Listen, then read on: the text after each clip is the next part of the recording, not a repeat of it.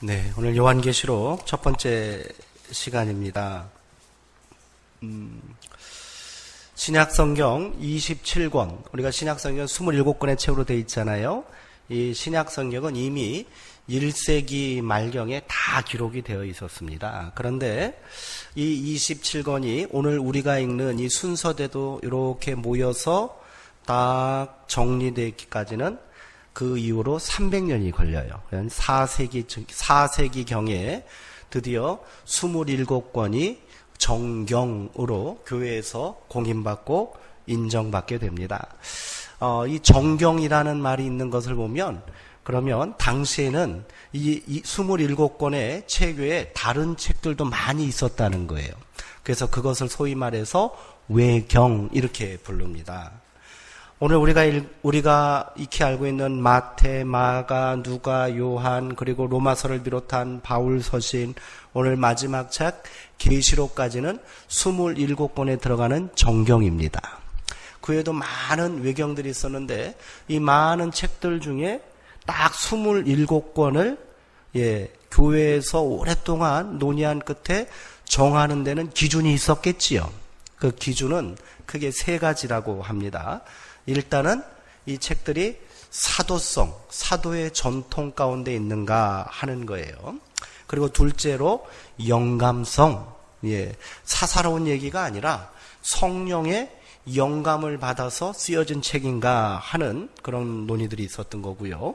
마지막으로는 보편성입니다. 어느 시대 또 어느 민족에 누구나 읽어도 그 내용은 어떻게 돼요?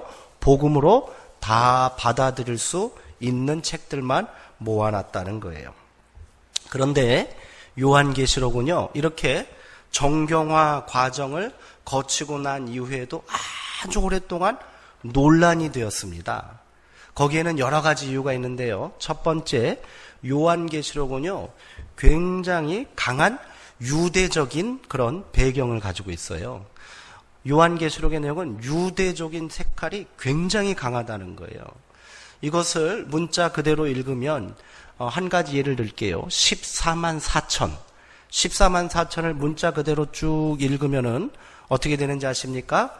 12지파에서 12,000명씩을 추린 거예요. 그리고 그것이 12지파에서 12,000명이니까 합하면 어떻게 되는 거예요? 한 지파에서 12,000명씩 12래요. 그래서 14만 4천이 되는 거예요. 이것이 구원받는 성도들의 숫자인데, 하나님께서 보호하시고 지키시는 환난의 때에 하나님께서 지키시는 성도들의 모습인데, 문자 그대로 해석하면 이것은 누구들이에요? 다 유대인들이에요. 유대 12지파의 이름이 나오고 그 12지파마다 12,000명씩을 추렸다니까요. 그러기에 굉장히 유대적인 색깔이 강하기 때문에 그것으로 인해서 계속해서 논란이 됐고요. 또 하나는 뭐냐면 교회가 국가적으로 또 사회적으로 그 지위가 변했다는 거예요. 쉽게 말해서 이런 얘기입니다. 요한계시록을 기록할 당시에 교회의 상황은 어땠을까요? 박해 상황이었어요. 고난의 때였어요. 그리고 그 박해를 주도했던 세력이 누구예요? 로마 제국입니다. 그렇죠? 그래서 나중에 우리 요한계시록을 쭉 읽어가면서 우리가 함께 발견하고 고백하게 되겠지만, 요한계시록은 1장부터 해서 쫙 어디로 향해 나가냐면 18장에 바벨론의 멸망으로 계속 이야기가 전개됩니다. 그런데 바벨론은 이미 요한 당시에는 없는 나라잖아요. 예전에 이스라엘을 멸망시킨 고대의 제국이 바벨론이에요. 바벨론이 멸망한 지 벌써 한 600년 이상이 지났단 말이에요. 그런데 무슨 바벨론이 또 멸망하느냐, 이렇게 말할 수 있어요. 이 계시록에서 말하는 바벨론은 결국 뭘까요? 로마 제국인 거예요. 여기는 이견이 없습니다. 신천지 같은 애들만 다른 얘기 하는 거예요. 바벨론을 신천지는 뭐라고 하는지 아세요? 기성교회라고 말하는 거예요. 어쨌든 이런 내용들을 쭉 담고 있습니다. 그런데 교회가 나중에 그 지위가 바뀝니다. 로마 제국이 어떻게 됩니까? 교회를 박해하던 자들에서 나중에 어떻게 돼요? 로마가 기독교를 어떻게 합니까? 국가 종교로 인정했다니까요. 로마 황제가 이제부터 모든 제국의 백성들은 기독교를 믿어라 이렇게 공포를 했다니까요. 그러니 교회의 주의가 어떻게 됐어요? 박해받고 고난받던 사람들이 일순간에 사회에 주도 세력으로 딱 등장하게 된 겁니다. 그러다 보니 요한계시록이 불편해지는 거예요. 그렇죠? 로마가 심판받아야 될 악의 세력이고 제국이었는데 그들이 기독교를 공인해 버렸네. 그 결과 이런 해석들도 가능할 겁니다. 그래서 로마가 기독교를 인정하고 공인한 것이 로마의 영적인 멸망을 이야기하는 것이다. 이렇게 말하기도 했지만 그래도 여전히 그것이 논란으로 남아 있었던 겁니다. 더 이상 교회가 박해받는 시대가 지난 거예요. 오히려 교회가 그 이후로 중세의 기독교의 그런 전성기를 거치면서 로마 카톨릭은 어땠어요? 박해받는 그런 공동체가 아니라 오히려 세상 위에 군림하고요. 세상을 박해하던 집단이 돼버리는 그런 아이러니가 펼쳐진 거죠. 그러니까 요한계시록이 더 이상 읽기가 좀 불편해진 것도 있습니다. 또 하나, 종교개혁 시대, 종교개혁을 거치면서 서구 사회가 어떻게 발전합니까? 산업화, 그리고 기계와 기술이 막 발전하게 된 거예요. 그래서 종교개혁자들은 요한계시록을 엄청나게 싫어했습니다. 그래서 종교개혁을 주도했던 루터, 칼빈 이런 사람들은요, 요한계시록을 제2정경해서 따로 띄워놓으려고 그랬어요. 요한계시록하고 히브리서, 요거를 따로 띄워놓으려고 그랬다니까요. 그리고 칼빈은 신구약 전체 주석을 다 달았습니다. 주석을 다 책으로 남겼는데 요한계시록만 주석을 안 썼어요. 필요 없는 책이라고 생각한 겁니다. 왜 그랬을까요? 종교개혁자들이 어디에 반대하면서 신앙운동을 일으킨 거죠? 로마 캐톨릭을 반대한 거죠. 근데 로마 캐톨릭에서 계속해서 주장했던 게 뭐예요?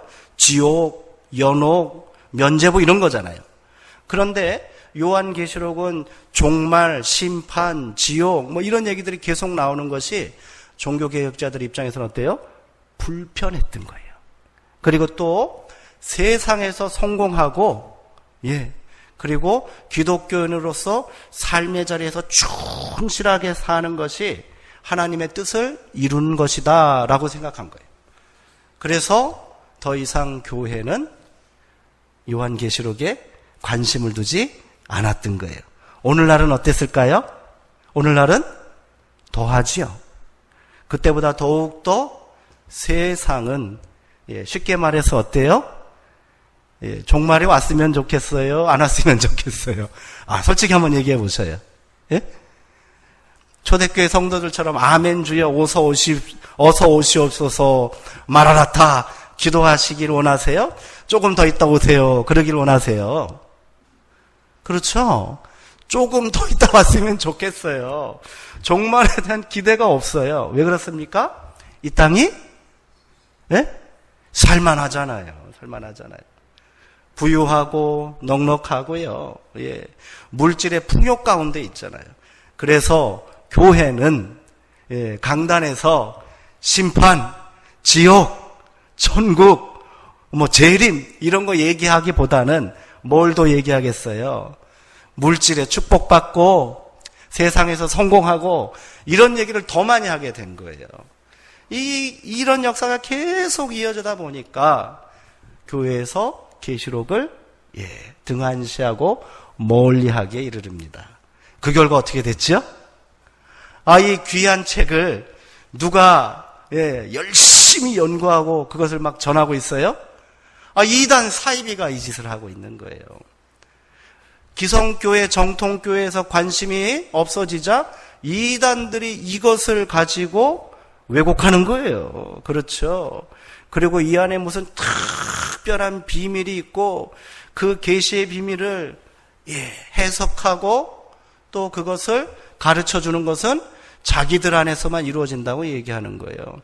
그러니까 자기들 교회는 성경 공부도 특별하다고 말해요. 저한테 한 달에 2-3번씩 편지가 오거든요. 앞에 딱 써놔요. 신천지 부산 본부에 갖고 와갖고 보내고 있어요. 그러면서 계속 하는 거예요. 뭐 우리 교단은 한기총에 속하지도 않았는데 한기총 목사들에게 고함, 공개 토론을 제안하는데 왜 자꾸 피하느냐 뭐 이런 식이에요. 참, 그 사람들하고 앉아서 대화가 될까요? 도대체 이거를 뭐라고 반박이고 뭐고 간에 그것이 그들이 하는 얘기가 하도 얼토당토 하느니 참으로 한심스러운 노릇입니다. 그래서 요전날 제가 기독교 신문을 이렇게 봤더니 그런 얘기가 나오더라고요. 얘네들이 계속 이렇게 공격적으로 나오니까 저 대전의 기독교 연합, 대전의 기독교 연합에서 좋다. 우리 공개 토론 한번 하자. 대신 이만희 나와라. 이렇게 한 거예요. 근데 답이 없어. 나올 자신이 없는 거지. 어쨌든 이렇습니다. 교회가 이 귀한 소망의 책에 관심을 잃어버리자 그 관심이 누구에게 간 거예요? 이단들에게 갔고 이단들의 전유물이 되었습니다. 오늘 우리가 요한계시록에 관심을 갖고 다시 읽어야 할 이유가 저는 여기 있다고 생각합니다. 더더욱 중요한 것은 뭐예요? 이를 바르게 해석하는 거예요. 바르게 해석하는 거고 성경적으로 이것을 읽는 것이 중요하다 하는 것을 먼저 말씀드립니다. 오늘은 첫 시간이니까 개론적인 이야기를 안 할 수가 없겠어요. 그래서 조금 어려울 수도 있는데 오늘 하는 말씀을 잘 들어야 앞으로 이 요한계시록을 얼마간 할지는 제가 아직 잘 모르겠어요. 은혜대로 또 이끄시는 대로 한 주 한 주 해나가겠습니다. 어쨌든 오늘 말씀을 잘 들어야 앞으로 요한계시록을 이해하고 또 함께 읽는데 큰 도움이 된다는 것을 기억하시고 짧지만 오늘 말씀 잘 한번 들어보세요. 조금 어려울 수도 있어요. 먼저 계시록은 읽기 어렵고 두려운 책이다 이렇게들 생각합니다. 왜 그럴까요? 계시록 자체가 솔직히 좀 어렵긴 합니다. 어려운 이유는 첫 번째, 계시록에는 뭐가 많아요? 비유와 상징들이 많아요. 거기에 나오는 짐승들의 숫자만 해도 어마어마해요. 대가리가 10개 달린 애가 있고 7개 달린 애도 있고 뿔이 10개 달리고 용이 등장하고요. 또 해를 입은 여인이 나오고요. 막 별 얘기가 다 나옵니다. 비유와 상징이 되게 많아요. 숫자는 또 왜 이렇게 많아요? 666. 그래서 이 시한부 종말론자들은 666을 또 뭐라고 해석해요? 바코드니, 베리칩이니, 이런 얘기 들어보셨죠? 지난번에 저도 이 부산역 광장에 갔더니 아줌마들이, 젊은 여자들이 계속 책자를 나눠주더라고요. 보니까 바코드, 베리칩 이런 얘기를 하는 거예요. 참, 한심스럽습니다. 요 얘기는 우리가 요한계시록을 쭉 읽어나가면서 제가 정확하게 바로 성경적으로 해석해 드리겠습니다. 결론적으로 얘기해서 666은 이것은 특별한 의미가 있는 그런 숫자가 아니고 그 숫자는 비밀 코드라고 생각하시면 되는데 당시 교회의 박해자 이름을 직접 언급할 수가 없잖아요. 박해 시대에 성경을 쓰는데 교인들이 이 문서를 요한계시록을 몰래 회람하고 예배 때 읽는단 말이에요. 근데 이것이 로마 당국자에게 발각이 됐어요.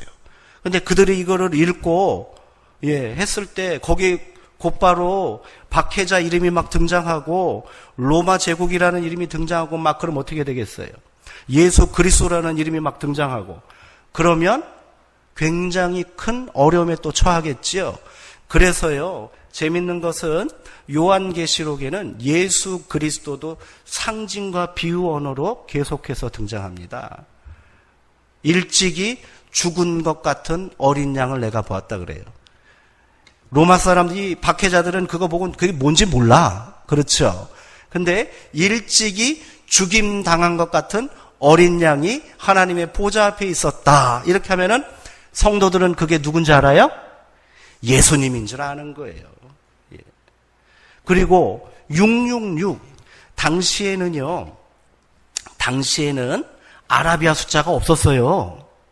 예. 왜 아라비아 숫자가 없었냐고 물어보시면 아라비아 숫자가 뭔지 아시죠? 우리가 표기하는 1, 2, 3 이건 국제적으로 전 세계가 다 똑같잖아요. 아라비아 숫자를 당시에는 쓰질 않았어요. 왜요? 그건 아라비아 사람들이 쓰는 거였으니까. 로마 헬라 사람들은 안 썼단 말이에요. 그래서 숫자를 표기하는 방법이 뭐냐면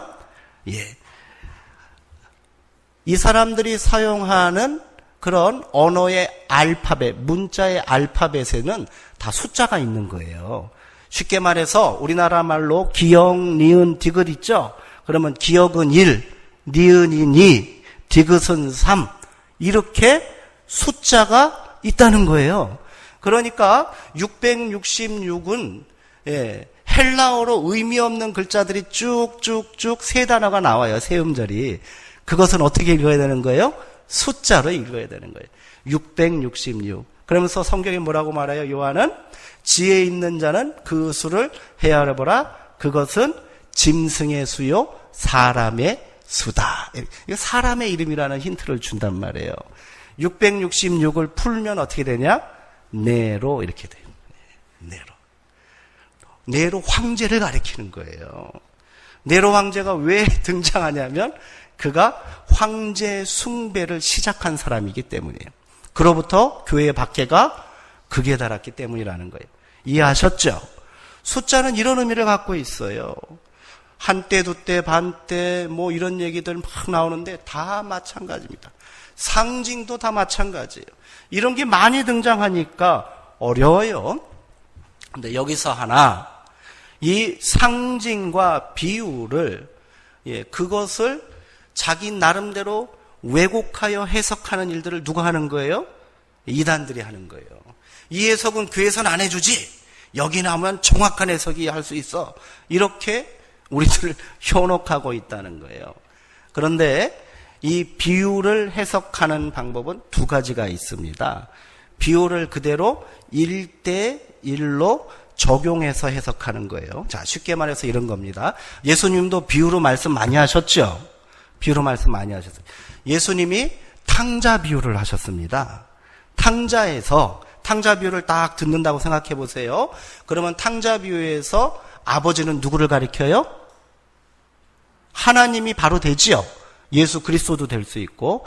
그리고 집 나간 탕자는 누구예요? 세리와 죄인들이에요. 누가복음은 세리와 죄인들을 예수님께서 영접하고 같이 어울리는 것을 바리새인들과 서기관들이 막 비난하자 이 비유의 말씀을 하셨거든요. 그러면 탕자는 누구랑 딱 연결되는 거예요? 세리와 또 죄인들 이렇게 연결되고. 그러면 큰아들은 바리새인과 서기관들 이렇게 해석이 되는 거예요. 이것을 통해서 비유로 말씀하시는 바가 좀 분명해지죠. 그래서 비유에 등장하는 그 인물이나 사건 내용들을 1대1로 그대로 적용해서 해석하는 것을 좀 어려운 말로 뭐라고 그러냐면 알레고리 이렇게 합니다. 근데 문제는 뭐냐면 요한계시록의 비유는 알레고리적인 방법으로 해석하면 안 된다는 거예요. 의미와 전체적인 흐름 가운데 그것을 봐야 한다는 거예요. 쉽게 말해서 예수님이 또 어떤 비유를 하셨죠? 선한 사마리아인 비유했죠. 여기서 사마리아인은 누구예요? 그거 상관없어요. 예? 선한 사마리아인이 등장하고 또 강도 만난 사람이 등장하고 계속해서 등장하는 사람이 뭐 제사장도 있고 레위인도 있고 막 그렇잖아요. 여기서 그 사람들이 누구냐에 대해서 우리가 집중할 필요가 없습니다. 여기는 뭐에 집중하면 돼요? 마지막 예수님의 교훈, 예수님께서 본질적으로 하고 싶었던 말씀을 우리가 집중하면 돼요. 그 비유를 통해서 예수님께서 하고 싶은 말은 뭐예요? 너희도 이와 같이 이웃을 사랑하라, 그거예요. 요한계시록의 비유도 그렇게 읽어야 한다는 거예요. 그런데 이단들은 잘못된 계시록을 또 계시록의 해석 방법을 주장하는 사람들은 요한계시록에 나오는 비유들을 어떻게 해석하는 거예요? 아까 말했죠? 알레고리로 해석하는 거예요. 그 비유들의 각각의 의미를 다 붙이고 있는 거예요. 그래서 쉽게 말해서 바다에서 짐승이 한 마리 올라오는데 머리가 7개가 달렸다는 거예요. 그래서 그 7개 달린 머리, 그것은 이 머리는, 첫째 머리는 어느 나라를 상징하고, 둘째 머리는 어느 나라 상징하고, 셋째 머리는 어느 나라 상징하고, 이렇게 해석하고 있는 거예요. 이 잘못된 해석이에요. 그래서 그것을 어떻게 나중에는 종합하냐면, 머리 7 달린 놈은 결국 뭐냐? 땅에 있는 악한 세력들인데, 그 세력이 결국 오늘날 어디를 말하냐? EU 연합을 말한다. 이런 얘기까지 하고 있는 거예요. 잘못된 해석이죠. 여기는 그렇게 해석하면 안 돼요. 전체적인 의미를 말해야 됩니다. 바다에서 올라온 머리 7 달린 짐승은 결론적으로 무엇을 얘기할까요? 그것을 통하면 악의 세력이 만만치 않다는 거예요. 머리가 7개 달렸으니까 2개 잘라도 얘네는 어떻게 돼요? 팔딱팔딱거리고 돌아다닌다는 거야. 얘를 완전히 진멸하려면 대가리 몇 개 잘라야 되는 거예요? 7개 다 잘라야 된다는 거예요. 그러니까 악의 세력은 어때요? 그토록 집요하게 하나님을 대적할 것이다 하는 것을 상징적으로 그냥 읽어내면 되는 거예요. 아셨죠? 그러니까 상징과 비유가 많아서 어려운 건 사실입니다. 그러나 그 의미들을 하나씩 벗겨나가면 그렇게 어렵지는 않을 거예요. 또 하나, 오랫동안 지속되어 온 잘못된 성경 해석 때문에 그래요. 계시록의 해석 방법이 오랫동안 아주 잘못되었다는 거예요. 이 해석 전통을 갖고 있다는 거예요. 특히 우리나라가 그렇습니다. 이 해석 방법의 대표적인 것이 뭐냐면 세대주의 전천년설 이렇게 되는 거예요.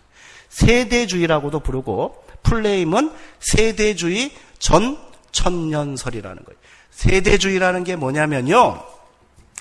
요한계시록 전체가 요한 당시부터 언제일지 모르는 우주적인 종말, 예수 재림까지의 전 역사를 쫙 예고해 놓은 책이라는 거예요.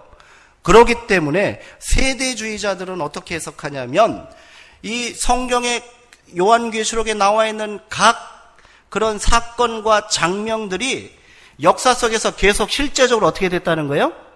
일어났다는 거예요. 그래서 여기까지 일어났고 여기까지 일어났고 그래서 지금은 어느 시대다? 요한복음 몇 장의 시대다. 이렇게 앞으로 또 이런 일들이 일어날 거다. 이렇게 주장을 합니다. 이것도 옳은 해석 방법이 아니라는 거예요. 그 부분에 대해서는 또 성경을 읽으면서 우리가 자세히 한번 나눠보도록 하겠습니다. 그리고 막연한 신비감과 두려움이 있습니다.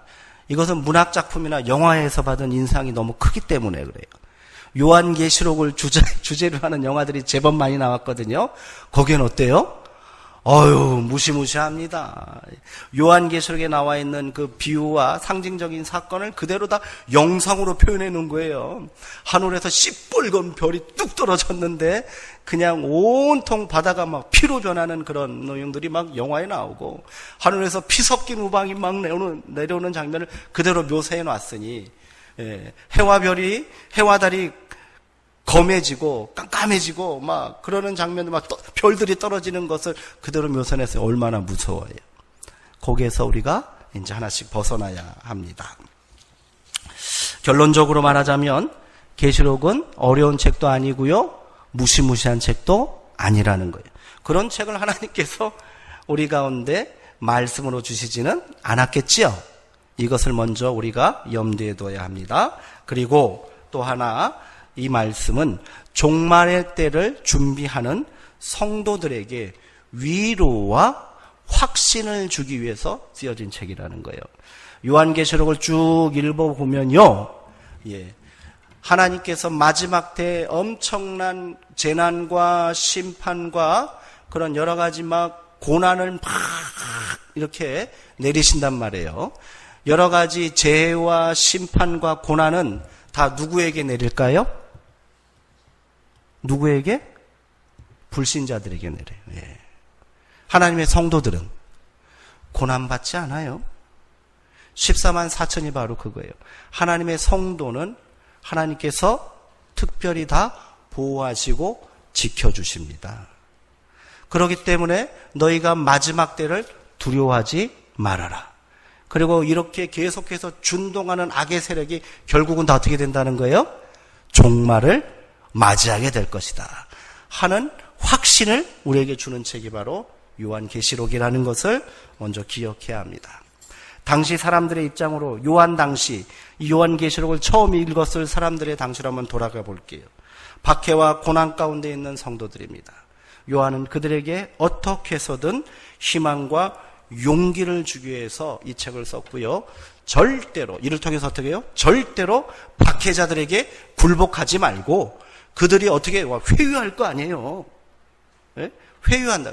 배교하지 말고 절대로 굴복하지 말고 믿음을 지키라는 일종의 저항 문학이라고도 할 수 있습니다. 우리나라가 성경을 우리나라가 기독교가 들어온 이후에 초기에는요, 요한계시록을 그렇게 읽었어요. 제대로 읽은 거예요. 그래서 재밌는 것은요, 일제시대 때, 일제강점기 때 일본 사람들이 요한계시록을 금서로 해놓은 거 아세요? 교회에서 요한계시록을 못 읽겠다니까요. 성경에서 요한계시록을 잘라냈어요. 왜 그랬겠어요? 요한계시록이 두려움과 공포의 책이 아니고 고통받고 박해받는 그런 사람들에게는 어떤 책이기 때문에 그래요? 소망의 책이고 또 확신의 책이기 때문이라는 거예요. 요한계시록을 읽으면서 당시 성도들은 이 바벨론을 누구로 본 거예요? 일본 제국으로 본 거지. 요한 당시 사람들은 이 바벨론을 로마 제국으로 봤다면 우리나라 성도들은 일본의 강점기 때 그 압제와 박해 가운데 바벨론을 일본 제국으로 본 거예요. 그러니 일본 사람들이 어떻게 한 거야? 일본 사람들도 똑똑한 사람들이 있었던 거예요. 교회에서 요한계시록을 못 읽게 했어요. 실제로 그랬습니다. 요한계시록은 그러기에 결론적으로 어떤 책이다? 소망의 책이고 희망의 책이다. 요 고백을 먼저 하나 가지셔야 돼요. 자, 그리고 둘째로 요한계시록은 그럼 언제 기록된 책인가가 되게 중요하겠죠. 학자들이 거의 이견이 없습니다. 기원 AD, 그러니까 92년에서 97년경에 쓰여졌습니다. 1세기 말에 쓰여진 책이지요. 그 당시 상황을 한번 살펴볼 필요가 있습니다. 먼저 그러면 요한계시록을 기록한 저자 요한은 누구인가 하는 질문이 있습니다. 교회는 전통적으로 요한계시록의 저자를 예수님의 제자 요한이라고 이렇게 고백합니다. 근데 여기는 문제가 참 많습니다. 왜 그러냐면 요한은 자기 자신을 사도의 반열에 두고 있지 않아요. 자기는 뭐라고 그랬냐면 요한은 오히려 나는 사도라고 말하지 않고 뭐라고 하냐면 예언자라고 말하고 더 나아가서 그리스도의 종이라고 말할 뿐입니다.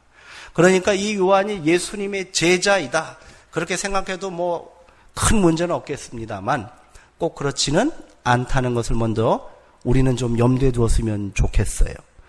또 한 가지 문제가 된 게 뭐냐면 요한계시록이 기록할 당시가 몇 년 정도 된다고요? 약 97년경 정도 된단 말이에요. 예수님의 제자 요한이 그때까지 살아서 요한복음을 썼으면 요한의 나이가 몇 살이에요? 150살도 넘어요. 이게 불가능한 일이라는 것을 먼저 염두에 두셔야 합니다. 그러나 이런 건 알 수 있어요.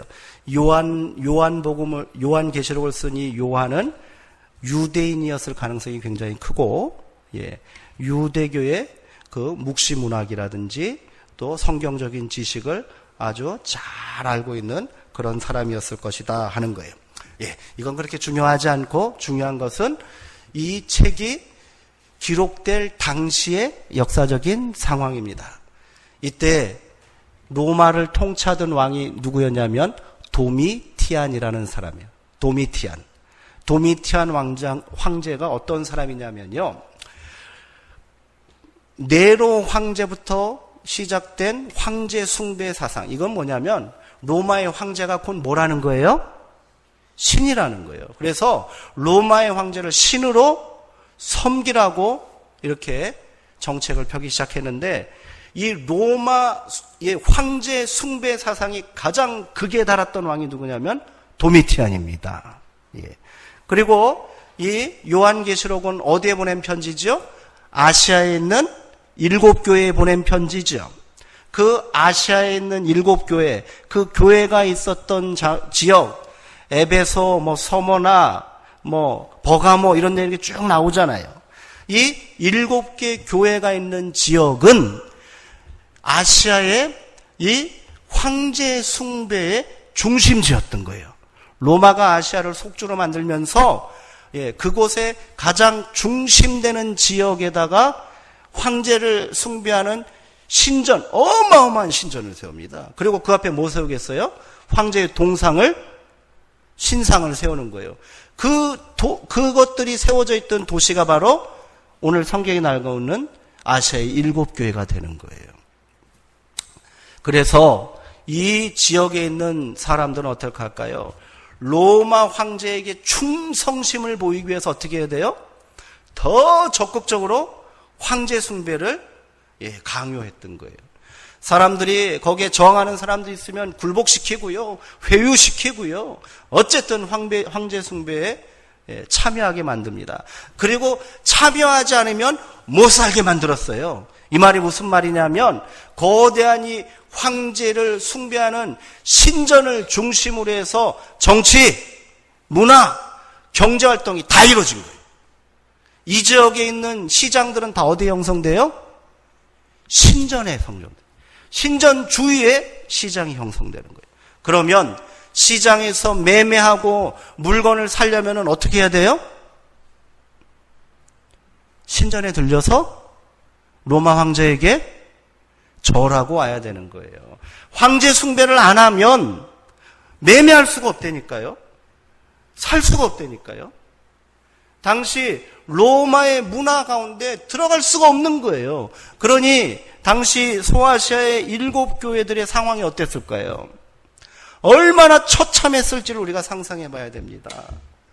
물건을 거래할 수가 없어요. 일을 할 수가 없어요. 직장을 구할 수가 없다니까요. 나는 기독교인입니다 라고 하면 어떻게 되는 거예요? 너는 황제 숭배를 거부하는 자이니 절대로 이곳에서 일할 수 없다. 낙인 찍는 거예요. 그렇게 내몰리고 그렇게 박해를 받으니 어떤 생각이 들까요? 에이씨, 그냥 나도 그냥 눈 꼭 감고 황제 숭배 한번 해버리자. 이런 역사는 우리나라도 있었잖아요. 일제시대에 어떤 일이 있었어요? 일제강점기에 신사참배. 그런 거예요. 합류할 수밖에 없는 거예요. 살려면 어쩔 수 없다라고 말하잖아요. 그래야지 우리는 뭐 다 죽냐? 이렇게 말하는 거예요. 이러한 고난과 교회의 위기 가운데 요한이 있었던 겁니다. 요한이 어디에서 이 길을 썼죠? 반모섬에 유배되어 있는 거예요. 왜 반모라는 그런 외딴 섬에 유배되어 있었을까요? 황제 숭배를 앞장서서 반대하고 교인들을 막 독려하니까 이놈은 예수쟁이의 앞집이다. 이래서 따로 가둬놓은 것 아니겠어요? 근데 그에게 하나님께서 주님의 날에 주일에 홀로 예배드리고 묵상하는 중에 나타나셔서 계시의 말씀을 주셨노라. 이게 바로 요한계시록의 시작이 되는 겁니다. 그렇습니다. 요한 당시에 이러한 삶의 자리, 그러기에 요한계시록은 우리가 읽을 때 여러 가지 방법으로 읽을 수 있을 겁니다. 요한계시록은 철저하게 미래적인 사건을 기록한 것이다 라고 물론 읽을 수도 있습니다. 그러면 요한계시록이 철저하게 미래적이고 우주적인 사건으로 기록된다고 했을 때 이렇게 주장하는 사람들, 요한계시록은 종말론적인 미래를 기록한 사건이라고 주장하는 사람들의 공통된 생각은 또 뭔지 아십니까? 지금 자신의 때를 어떤 때라고 생각해요? 종말 직전이라고 생각합니다.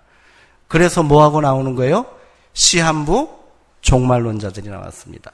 이 미래주의적인 관점으로 이 책을 읽다 보니까 16세기에도 이런 사람들이 등장했고요. 19세기에도 등장했고 20세기에도 등장했고 오늘날 신천지 같은 이단들이 다 뭐예요? 미래주의적인 해석을 하는 거예요. 바로 지금 이때 자신들의 때가 뭐예요? 종말 직전했다라고 말하는 거예요. 오래전에 우리나라에도 그런 애들이 있었죠? 다미선교회 이런 거예요. 왜곡되고 잘못된 해석입니다. 미래적인 해석으로 이 책을 미래적인 의미로 이 책이 쓰여졌다면 당시 이처럼 박해와 고난 가운데 있었던 소아시아의 그 7교회 성도들, 당시 기독교인들에게 이 책이 무슨 의미가 있어요? 1세기의 고난과 박해 가운데 있는 사람들이 21세기에 일어날 일을 왜 걱정해야 돼요? 어떤 의미인지 아시겠죠? 이단들의 주장이 얼마나 허무한지는 그냥 요한계시록 1장 1절을 읽으면서 그냥 깨지는 거예요. 끝나는 거예요. 요한복음 1장 3절의 말씀 우리 다시 한번 읽어볼게요. 띄어져 있네요. 한번 읽어볼게요. 시작. 읽는 자와 듣는 자와 그 가운데 기록한 것을 지키는 자는 복이 있나니 때가 가까움이라. 아멘. 이 말씀은 꼭 어떻게 해야 된다는 거예요? 읽는 자, 듣는 자와 지키는 자가 복이 있다. 이 말은 뭐예요? 이 말씀은 반드시 읽고 듣고 지켜야 한다. 여기서 강조하는 것은 뭘까요? 뭘 가장 강조하겠어요? 지키는 거죠. 지키는 거죠. 이 말씀대로 곧 때가 가까워서 이루어질 것이니 이 말씀을 반드시 기억하고 어떻게 하라? 지켜야 한다라는 거예요. 근데 미래주의자들, 소위 이단들이 말하는 것처럼 요한계시록 해석하면 1세기 고난받고 있는, 박해받고 있는 이 소아시아 7교회들이 21세기에 일어날 일을 뭘 대비하고 지키고 있어요? 의미가 없죠. 그런 거예요. 그러기에 요한계시록을 읽을 때는 철저하게 또 순수하게 이 말씀과 흐름과 당시의 상황을 쭉 따라가며 읽어야 한다는 것이 전제입니다. 이것을 신학적으로 뭐라고 하냐면 그 시대적 관점 이렇게 불러요. 뭐라고요? 그 시대적 관점이에요. 요한계시록은 어떤 사람들을 염두에 두고 쓴 책이라는 거예요? 21세기 우리를 염두한 책이 아니라 1차적으로 당시 요한과 함께 박해받고 고난받고 있었던 그 시대의 성도들 위해서 쓰여진 책이다.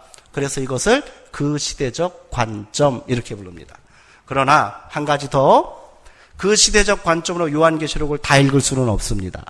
바벨론의 멸망 이후에 19장부터 나오는 그런 19장부터 22장까지의 사건은 뭐냐면 드디어 바벨론의 멸망으로 인해서, 로마 제국의 멸망으로 인해서 이 세상의 악의 세력의 실체가 드러납니다. 그래서 어떻게 됩니까? 그때 예수 그리스도께서 백마를 타고 재림하셔서 그 악의 세력들을 완전히 진멸하시고 비로소 이 땅에 뭐가 임하는 거예요? 천년왕국과 새하늘과 새 땅이 열리고 새 예루살렘이 하늘로부터 땅에 내려온다라고 예언하고 있습니다. 그러니 19장 이하에는 그 시대적 관점으로 이해하면 안 되죠. 여기는 뭐로 이해해야 되겠어요? 미래적이고 우주적인 그런 관점으로 해석을 해야 돼요. 이것을 균형 있게 읽으면서 저는 요한계시록을 시작하려고 합니다. 긴 작업이 될 텐데요. 우리가 긴 호흡으로 하나님의 말씀을 우리가 깊이 있게 깨닫고 진리에 도달하는 그런 은혜와 복을 함께 누리시기를 주님의 이름으로 축원드립니다. 오늘 3절의 말씀만 다시 한번 읽고 마칠게요. 자, 시작. 예언의 말씀을 읽는 자와 듣는 자와 그 가운데서 기록한 것을 지키는 자는 복이 있나니 때가 가까움이라. 아멘. 오늘은 이렇게 마치고요. 다음 주부터 이제 본격적으로 요한계시록의 말씀을 우리 한 절 한 절 읽어가면서 그 가운데 깊은 뜻을 우리 함께 나누게 되기를 소망합니다. 기도하시겠습니다. 아버지 하나님, 오늘 또 요한계시록 그 첫 시간 함께 말씀을 나누게 하시니 감사합니다. 요한계시록의 말씀은 두려움과 공포의 말씀이 아니라 예수 그리스도의 종된 구원받는 우리 하나님의 백성들에게는 소망의 말씀이요, 희망의 말씀이요, 또 신뢰와 약속의 말씀인 줄 믿습니다. 이 말씀을 우리 가운데 온전히 듣게 하여 주옵소서.